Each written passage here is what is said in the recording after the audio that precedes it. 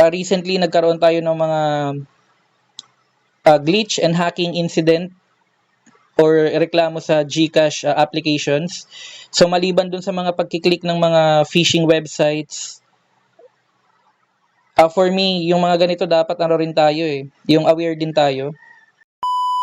So, i-click natin itong privacy policy na hyperlink under notice.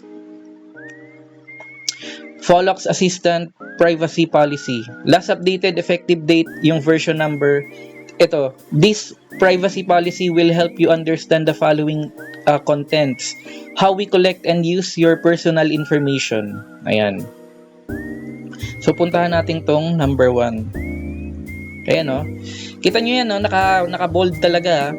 We may collect your personal information by the following means. Number 1, information you provide directly to us, such as your nickname, profile picture, name, and phone number you provide to us when you log in to your account or take part in the promotion activity we held. Number 2, information we obtain automatically during the use or your use of this application, such as device information, service log information, and number 3, information we obtain from other sources. And dito naman guys sa number 2, what information we collect and how we use it in Pholox Assistant. Pagka in-skim ko siya, makikita ko dito na ang understanding natin dito is this is an Infinix phone AI, Artificial Intelligence Assistant. For example, gusto mong mag-summarize ng mga notes, pictures, documents, and other things alike, pwede mo siyang gamitin. Pero for me, yung concerning and medyo skeptical ako is yung voice feature or yung AI voice feature nitong Pholox Assistant, okay? Kasi kung mag-a-agree tayo sa terms and conditions nila tapos ginagamit natin yung feature na to with our Infinix device, hindi natin alam, baka pwedeng gamitin yung boses natin para ma-access yung mga personal information natin na in the first place, hindi naman talaga natin gustong malaman ng ibang tao. Kasi nga private information or personal information natin yon, and dapat tayo lang ang nakakaalam hanggat maaari. Lalong-lalo na, yung mga personal information natin, ginagamit natin yan sa pagla-login sa ating mga email accounts, especially yung mga banking details. Yan yung pinaka concern ko dito. Recently nagkaroon tayo ng mga glitch and hacking incident or reklamo sa GCash applications. So maliban dun sa mga pagkiklik ng mga phishing websites, for me, yung mga ganito dapat ano rin tayo yung aware din tayo. Dapat nagbabasa rin talaga tayo ng mga ganito sa yung mga apps or installed applications sa phone natin, kasi ito yung talagang list na hindi papansinin ng normal na Pilipino. For me, hindi yung pagkahaba-haba na yan, most likely hindi yan babasahin. Pero kapag inano mo siya, yung binigyan mo siya ng oras para kahit papaano intindihin, medyo concerning siya. Hindi ko na masyadong isa-isahin to kasi ang haba talaga. Pero ini-encourage ko kayo na kung Infinix phone rin yung ginagamit ninyo or kahit ibang mga Android phones na meron ding feature alike kagaya nitong Pholox Assistant sa Infinix, i-check nyo rin yung mga phones ninyo, and wag kayong basta-basta magkiklik ng mga agree sa mga applications na pre-installed sa mga phones ninyo. Make sure to read yung privacy policy muna and yung mga terms and conditions, okay? So, pero for me, based on my own preference, hanggat maaari hindi ko to i-agree. Bahala siya dyan. Hindi ako mag-agree sa terms and conditions na yan. Hindi ko na kailangan ng maraming AI tools. May ChatGPT naman. Meron pang Copilot sa Microsoft Edge. So, hindi ko na-feel yung need para magkaroon pa ng AI voice assistant. Okay? Sobrang katamaran naman yun. For me,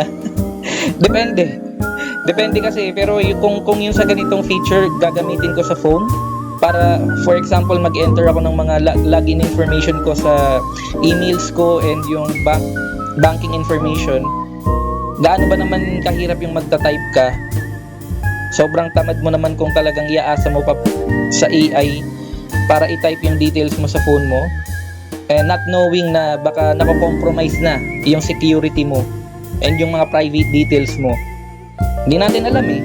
Masosorpresa ka na lang, biglang na-hack na yung phone mo, hindi mo alam. So, prevention is better than cure. Iwasan na lang natin to. For me, yun yung standpoint ko. Comment nyo yung mga naiisip ninyong idea based sa mga narinig ninyo, pero ako, yun yung gusto kong information or takeaway na ibahagi sa inyo dito. Under dito sa number 3, how we store and protect your personal information.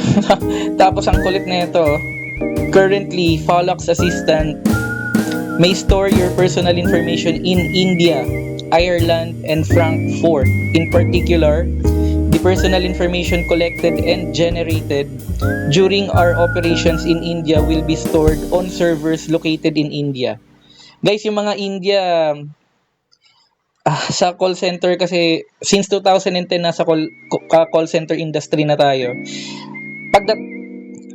Pagdating guys sa conversational skills, pag English, di hamak na mas magaling talaga ang Pilipino kumpara sa mga Indiano, guys. Okay?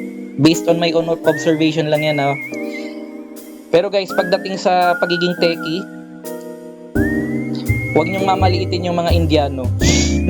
Magagaling yung mga Indiano pagdating sa tech. Magaling yan sa hacking, yung mga ganitong bagay. Kaya, ay nako, nakakatakot nga. Alam mo, sa India pala to nag-ooperate. Yung, ibig sabihin yung servers nila, for example, merong mga nag-agree dito sa privacy policy nila. Okay, kung ano man yung mga nakalap nilang information, nakastore na yun sa servers nila. Hindi natin alam. Siyempre, if-phrase nila sa marketing nila and sa explanation nila na ginagamit nila ito for good reasons, and ini-store nila ng maayos yung personal information ninyo for privacy reasons, pero I doubt. So, hindi ako convinced sa mga ganyang bagay. Much better na we keep our private information ourselves. Grabe India pala to. Ayan, ito pa There is no absolutely safe website, internet transmission, computer system, and wireless connections. In addition to the necessary protective measures we have taken, users have to strengthen awareness of privacy security risk. Ito, for example, when you access third-party websites, links, products, or services from our services, for the security of any data collected by those websites, links, products, or services, please read through the terms and conditions of those third parties carefully. We do not take any legal responsibility for data security issues. So wala silang pakialam kung makompromise yung personal private information natin. Lalo na kung ang may kinalaman dito is yung mga third party apps. Okay? Bakit sila? Hindi ba sila third party app? Pre-install lang naman yata to sa phone